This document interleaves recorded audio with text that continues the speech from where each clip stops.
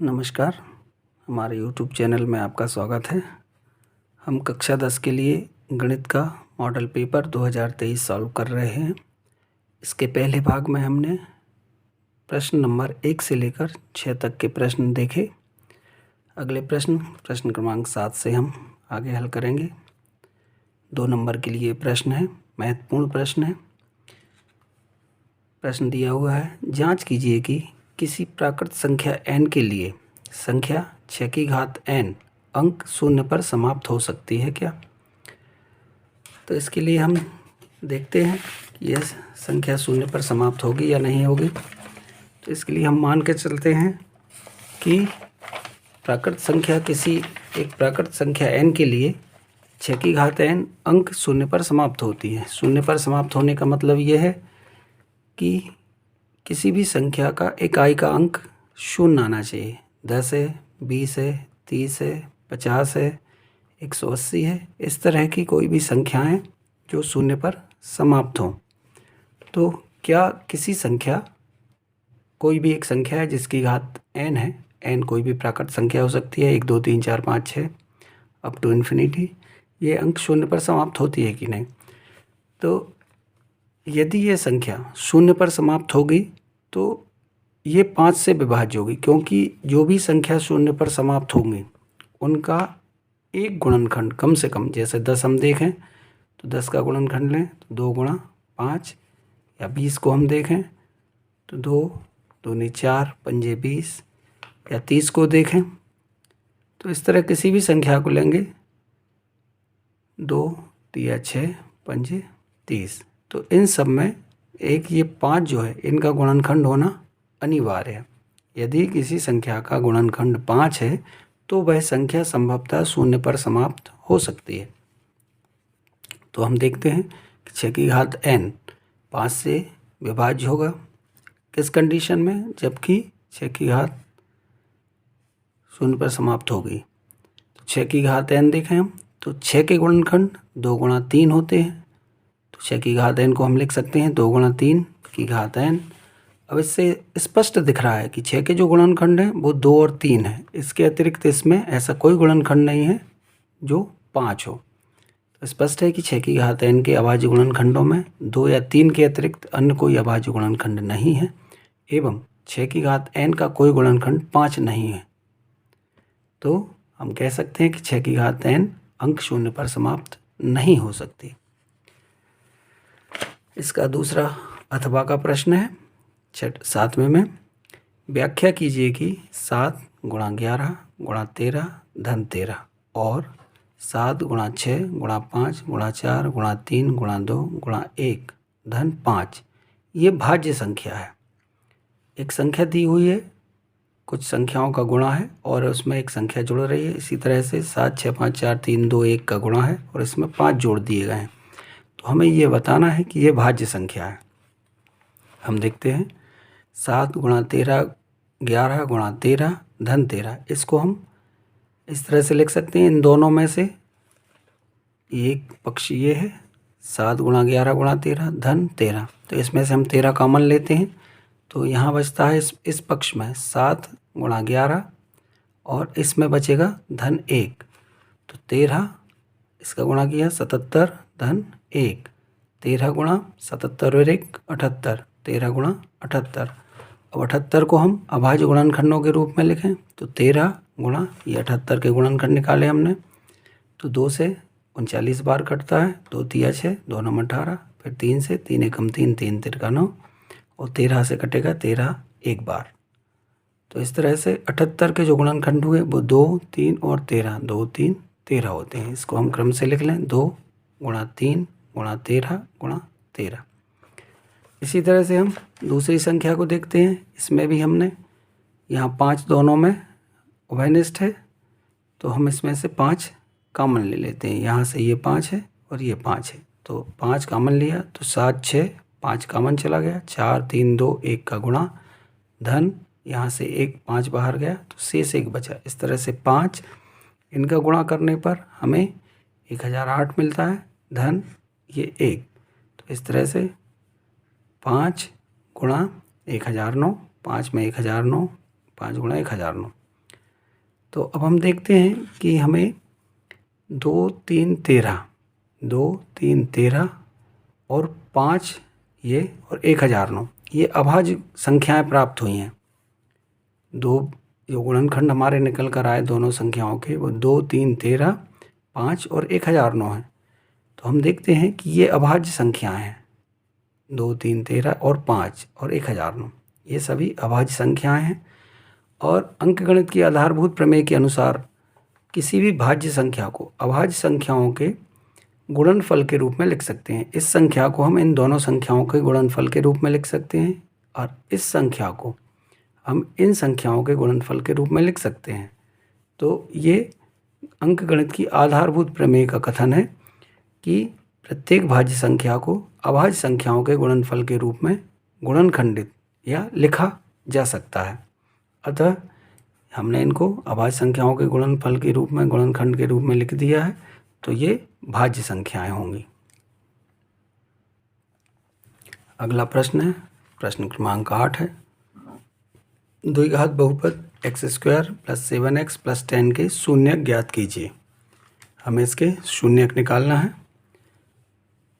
तो गुणनखंड विधि से यदि हम शून्यक निकालना चाह रहे हैं तो इसमें इसका सबसे सरल उपाय यह है कि प्रथम पद और अंतिम पद इन दोनों का जो गुणांक है x² का गुणांक यहाँ 1 है और ये अंतिम पद 10 है।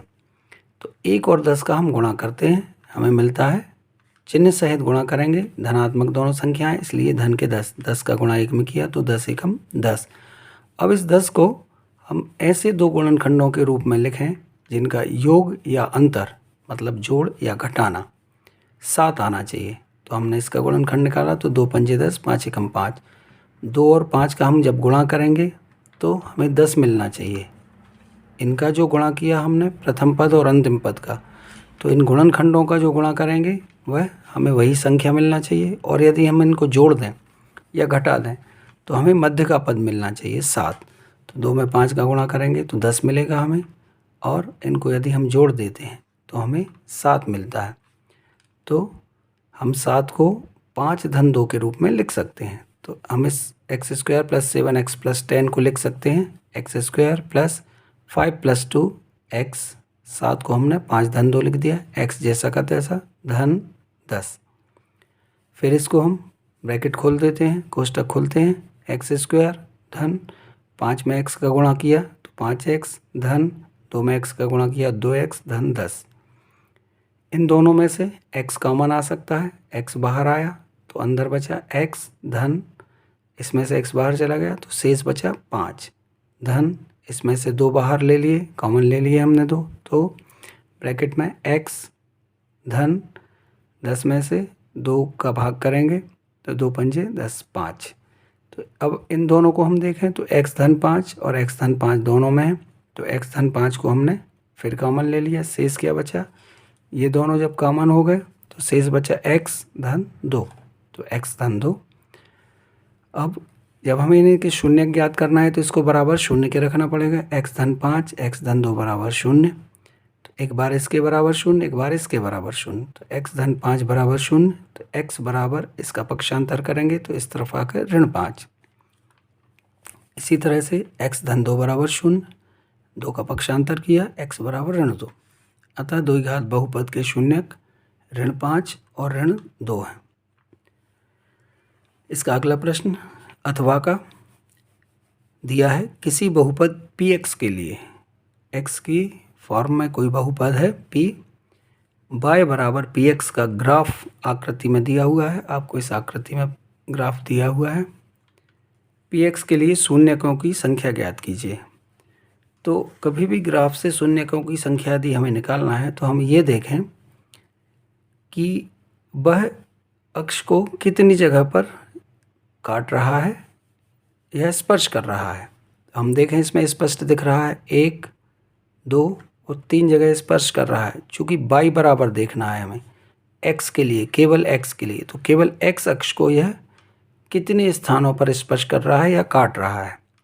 तो x अक्ष को, चूँकि x अक्ष का ही हमें निकालना है।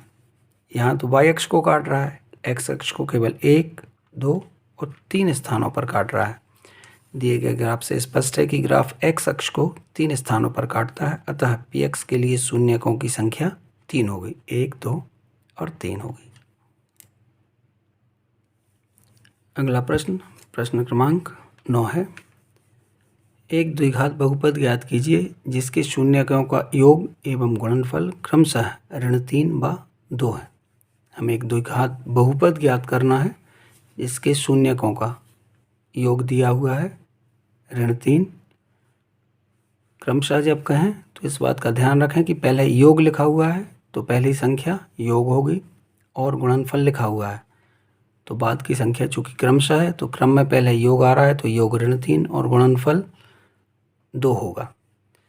तो हमें दिया हुआ है इनका योग कितना है -3, अल्फ़ा प्लस बीटा बराबर, अल्फ़ा और बीटा इसके शून्यक हैं, तो अल्फ़ा प्लस बीटा बराबर -3 और अल्फ़ा इंटू बीटा, 2 शून्यकों का गुणनफल कितना है 2 है। हम यदि मान लें कि द्विघात बहुपद ax² plus bx plus c ये बराबर 0 नहीं होगा, क्योंकि ये समीकरण हो जाएगा, ये बहुपद है। ax² plus bx plus c है तो अल्फ़ा प्लस बीटा बराबर -3 दिया हुआ है, और अल्फ़ा प्लस बीटा बराबर होता है -b/a, -b/a बराबर हो जाएगा -3/1, जो कि नीचे कोई संख्या नहीं है, बटे में 1 ले सकते हैं। अल्फ़ा प्लस बीटा -3 दिया है, अल्फ़ा प्लस बीटा बराबर होता है -b/a, तो b/a बराबर हो जाएगा -3, तो बटे में कोई संख्या नहीं है तो बटे 1, तो इससे हमें मिलेगा -b बराबर -3, ऊपर की संख्या b और ये 3 है, तो -b बराबर -3, तो दोनों माइनस कैंसिल, b बराबर 3 और a बराबर हमें मिलता है 1। इसी तरह से अल्फ़ा इंटू बीटा बराबर 2 ये दिया है, और अल्फ़ा इंटू बीटा होता है c/a, तो c/1 a, तो c की वैल्यू 2 आ गई, a की वैल्यू 1 है। इसमें हम क्रॉस चेक कर लेते हैं, a की वैल्यू यहाँ भी 1 आ रही है, यहाँ भी 1 आ रही है, तो c बराबर 2 और a बराबर 1 मिलता है हमें। तो मानक बहुपद ax² plus bx plus c में हम मान रख देते हैं इसका, a की जगह a का मान, b की जगह b का मान और c की जगह c का मान। a का मान 1 है तो 1 x² धन b का मान 3 मिला है हमें, तो 3 इंटू x धन c का मान 2, तो हमारा बहुपद बनेगा x का गुणा 1 में हुआ तो x² धन 3 का गुणा x में हुआ तो 3x धन 2। तो हमारा ये अभिष्ट जो बहुपद है हमें जो प्राप्त करना था वो x² प्लस 3x प्लस 2 होगा, ये हमारा आंसर होगा। इसी का अथवा में जो प्रश्न है, द्विघात बहुपद 4u² प्लस 8u के शून्य ज्ञात कीजिए। हमें एक बहुपद दिया हुआ है 4u² धन 8u, इसके हमें शून्यक निकालना है, तो हम चलते हैं 4u² धन 8u, ये हमें प्रश्न दिया है। इसमें से हम देखें तो 4 इसमें से और इसमें से कॉमन हो रहा है, और इन दोनों में से u कॉमन हो रहा है, जो न्यूनतम घात होती है वो इसमें से हम कॉमन ले सकते हैं, तो न्यूनतम घात 1 है, तो 4u कॉमन ले लिया तो यहाँ केवल u बचा, धन u बाहर चला गया 8, तो 4 से 8 में भाग किया तो 2 बार, तो 4 दूनी 8, तो यहाँ जब 4u हम कॉमन लेते हैं तो अंदर u बचता है, धन 8u में से u चला गया 2 बचा, तो 4u ब्रैकेट में u प्लस 2, 4u कॉमन लिया, यदि हमें शून्यक निकालना है तो इसके बराबर में शून्य लेते हैं, 4u u प्लस 2 बराबर 0, तो एक बार इस गुणनखंड के बराबर 0 और एक बार इस गुणनखंड के बराबर 0, 4u बराबर 0, u बराबर 0/4, तो 0 में 4 से भाग देंगे हम तो हमें 0 ही प्राप्त होगा, तो u बराबर 0 प्राप्त हुआ यहाँ से। दूसरे गुणनखंड से u प्लस 2 बराबर 0, u बराबर इस 2 का पक्षांतर कर दिया तो इस तरफ प्लस का है, इधर जाकर माइनस हो जाएगा, u बराबर -2। अतः दिए गए बहुपद के शून्यक 0 और -2 होंगे, ये आंसर होगा हमारा।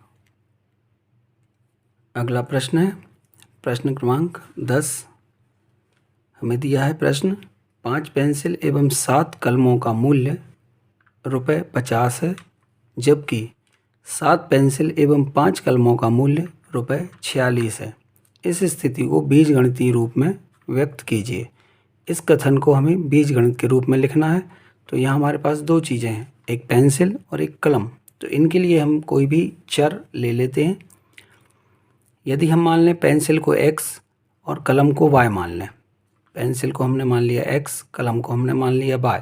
तो पेंसिल कितनी है 5, तो 5 कलम लिए हैं तो 5x प्लस 7, 5 पेंसिल ली हैं तो 5x और 7 कलम लिए हैं तो 7y बराबर कितना है 50 है। 5x धन 7y बराबर 50। इसी तरह से 7 पेंसिल को हमने माना है x, तो 7x धन 5 कलम है तो कलम को y माना है तो 5y बराबर 46। ये बीजगणितीय रूप में हमारा उत्तर है। इसी का अगला है अथवा में जो प्रश्न है वो हमारे पास है, रैखिक समीकरण युग्म 2x धन y ऋण 6 बराबर 0 एवं 4x ऋण 2y ऋण 4 बराबर 0 का हल संगत है या असंगत। हमें दो रैखिक समीकरण दिए हुए हैं, हमें a1 बटे a2 बराबर b1 बटे b2 और c1 बटे c2 के माध्यम से इसको ये पता करना है कि यह संगत है या असंगत। तो हमारे पास समीकरण को लेके हम इनका a1 a2 का मान निकाल लेते हैं। a1 बराबर 2, b1 बराबर y का जो गुणांक है 1 और c1 बराबर -6। इसी तरह से दूसरे समीकरण से a2 बराबर 4, b2 बराबर -2 और c2 बराबर -4। अब a1 बटे a2 बराबर b1 बटे b2 बराबर c1 बटे c2 देखते हैं हम। तो a1 बटे a2 हमें मिलता है 2/4, b1 बटे b2 हमें मिलेगा 1/2 और c1 बटे c2 हमें मिलेगा 6/4। हम देख रहे हैं कि 2/4 ये बराबर नहीं है, 2/4 बराबर है 1/2 बराबर हमने देखा ऋण 6/4। तो इसको जब हम काटेंगे तो 1/2 आता है और यहाँ आ रहा है 1/2। तो 1/2 और 1/2 आपस में बराबर नहीं है। यदि कंडीशन बनती है कि a1 बटे a2 बराबर ना हो b1 बटे b2 के, तो इस कंडीशन में समीकरण युग्म संगत होते हैं। इसमें 3 कंडीशन बनती हैं, वो देख लें आप, ध्यान रखें इनको, कि a1 बटे a2 बराबर नहीं है b1 बटे b2 और a1 बटे a2 बराबर है b1 बटे b2 बराबर है c1 बटे c2। तो इन दोनों कंडीशन में समीकरण संगत होते हैं। केवल एक कंडीशन बनती है कि a1 बटे a2 बराबर b1 बटे b2 बराबर नहीं है c1 बटे c2 के, तभी ये समीकरण युग्म असंगत होते हैं। तो इस हिसाब से हम देखें तो a1 बटे a2 बराबर नहीं है b1 बटे b2 के, अतः समीकरण युग्म संगत है। अगला प्रश्न है प्रश्न क्रमांक 11, द्विघात समीकरण 2x² प्लस kx प्लस 3 बराबर 0 में k का ऐसा मान ज्ञात कीजिए कि उसके दो बराबर मूल प्राप्त हो। हमें एक द्विघात समीकरण दिया हुआ है 2x² प्लस kx प्लस 3 बराबर 0। तो इसमें हमें इस k का ऐसा मान ज्ञात करना है कि जिससे इसके दो मूल, घात 2 लगी हैं तो 2 मूल होंगे, तो इसके दोनों मूल आपस में बराबर होने चाहिए। हम समीकरण को लेके चलते हैं। इसकी एक कंडीशन होती है कि मूल यदि बराबर हो तो उस कंडीशन में b² - 4ac ये 0 के बराबर होना चाहिए। जो विविक्तिकर है b² - 4ac ये 0 के बराबर होना चाहिए। तो यहाँ हमारे पास a बराबर है 2, b बराबर है k और c बराबर है 3। जो समीकरण दिया हुआ है हम मानक समीकरण से तुलना करके a b और c का मान निकाल लेते हैं। तो समीकरण के दो मूल बराबर होंगे जबकि d बराबर होना चाहिए 0। d मतलब विविक्तिकर b² - 4ac, तो d बराबर 0 होना चाहिए, अर्थात b² - 4ac बराबर होना चाहिए 0 के। तो हम मान रख देते हैं b k का वर्ग -4 a का मान 2 इंटू c का मान 3 बराबर 0 होगा। तो यहाँ इसको हल करेंगे, k वर्ग माइनस इनका आपस में गुणा करेंगे, 3 दूनी 6 और 6 का गुणा 4 में किया तो 24। तो k वर्ग ऋण 24 बराबर 0। तो k वर्ग बराबर इसका पक्षांतर कर देंगे उस तरफ जाके, ये धनात्मक हो जाएगा, यहाँ ऋण के हैं इस तरफ धनात्मक हो जाएंगे, तो k वर्ग बराबर 24। तो k का मान निकालना है हमें, k बराबर इसका वर्गमूल ले लिया हमने तो √24, k बराबर 24 के गुणनखंड 2 गुणा 2 गुणा 2 गुणा 3, इसमें से 2 कॉमन निकल जाएगा, बाहर आ जाएगा, इसका वर्गमूल निकलता है 2 का गुणा 2 में हुआ 4, ये 2 बाहर आ जाएंगे, तो k बराबर प्लस माइनस 2 ये बाहर आ गए, अंदर बचे 2 तिया 6। तो k का प्लस माइनस 2√6 के अलावा इस कंडीशन में अन्य कोई मान होगा तो इसके मूल बराबर नहीं होंगे, लेकिन k बराबर यदि होगा प्लस माइनस 2√6 तो समीकरण के मूल बराबर होंगे। केवल एक कंडीशन आ रही है, k का मान यदि धन ऋण या तो धनात्मक 2√6 होना चाहिए या ऋणात्मक 2√6 होना चाहिए। धन ऋण 2√6 का मतलब होता है प्लस के 2√6 या माइनस के 2√6। यदि k का मान यह है तो दोनों समीकरण के मूल बराबर होंगे। नेक्स्ट क्वेश्चन देखते हैं। अथवा में जो कुछ प्रश्न है, जांच कीजिए कि x + 1 का स्क्वायर बराबर 2x - 3 एक द्विघात समीकरण है या नहीं। हम देख लेते हैं, इसको हल करेंगे। यदि हमें वर्ग समीकरण मिलता है तो ये वर्ग समीकरण होगा। x + 1 का स्क्वायर बराबर 2x - 3, इसका वर्ग किया तो a + b का वर्ग हमें मालूम है, a + b का वर्ग बराबर होता है a वर्ग धन 2ab धन b वर्ग। तो a मतलब x और b मतलब 1, तो a वर्ग मतलब पहली संख्या का वर्ग, x वर्ग धन 2a, a मतलब x, b मतलब 1, तो 2x धन b वर्ग, b मतलब 1 का वर्ग, तो 1 का वर्ग 1 आता है। तो इससे हमें मिला x वर्ग धन 2x धन 1 बराबर 2 का गुणा किया x में तो 2x माइनस 2 का गुणा 3 में तो 6। इसका हम पक्षांतर कर लेते हैं, टोटल x और 6 का इस तरफ, तो x इस तरफ आकर माइनस के हो जाएंगे और 6 इस तरफ आकर प्लस के हो जाएंगे। तो समीकरण लिखा हमने x वर्ग धन 2x, ये 2x इस तरफ आए तो ऋण 2x धन ये 1 और ये इस तरफ आए तो धन के 6, इस तरफ शेष 0 बचा तो बराबर 0। तो x वर्ग ये 2x धनात्मक और 2x ऋणात्मक आपस में कट गए और 6 धन 1 ये हो गए 7, तो x वर्ग धन 6 और 1 7 बराबर 0। हमें देखते हैं कि ये x की अधिकतम घात 2 है, इसलिए ये द्विघात समीकरण है। तो उपरोक्त समीकरण में चर x की अधिकतम घात 2 है, अतः दिया गया समीकरण एक द्विघात समीकरण है। यह आंसर होगा हमारा। अगला प्रश्न है प्रश्न क्रमांक 12। AP एक समांतर श्रेणी है, 7 10 13 का 8वां पद ज्ञात कीजिए। समांतर श्रेणी दी है जिसका प्रथम पद 7, द्वितीय पद 10, तीसरा पद 13 है, तो इसका हमें 8वां पद ज्ञात करना है। तो किसी भी समांतर श्रेणी का nवां पद मतलब दूसरा, चौथा, 10वां, 20वां, 8वां जो भी पद ज्ञात करना है वो n कहलाता है। तो इसका सूत्र है हमारे पास an बराबर a प्लस a प्रथम पद प्लस n-1, n पदों की संख्या -1 इंटू d सार्वधातुक है। तो यहाँ हम देखते हैं कि a बराबर प्रथम पद 7 है, n हमें कौन सा पद ज्ञात करना है 8वां, तो n बराबर 8 है हमारे पास और d सार्वधातुक हमें निकालना है। तो दूसरे पद से पहले पद को घटा दें, 10 में से 7 घटा दें तो सार्वधातुक हमें मिलता है 3। तो a हमारे पास 7, n 8 और d 3 है। तो हम इसमें समीकरण सूत्र में मान रख देते हैं an अर्थात 8वां पद निकाल रहे हैं, तो a8 बराबर a 7 प्लस n-1, n कौन सा है 8वां पद निकालना है -1 इंटू d सार्वधातुक 3, तो 7 धन 8 ऋण 1 गुणा 3, 7 धन 8 में से 1 गया 7 गुणा 3 बराबर 7 धन 7 में 3 का गुणा किया तो 21 और 21 और 7 28। तो AP का समांतर श्रेणी का 8वां पद 28 होगा।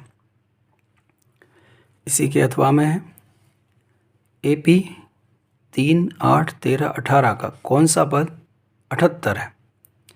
एक समांतर श्रेणी दी है 3, 8, 13, 18, इसका कौन सा पद 78 होगा? कौन सा मतलब हम ये मान के चलें कि n-वा पद 78 होगा।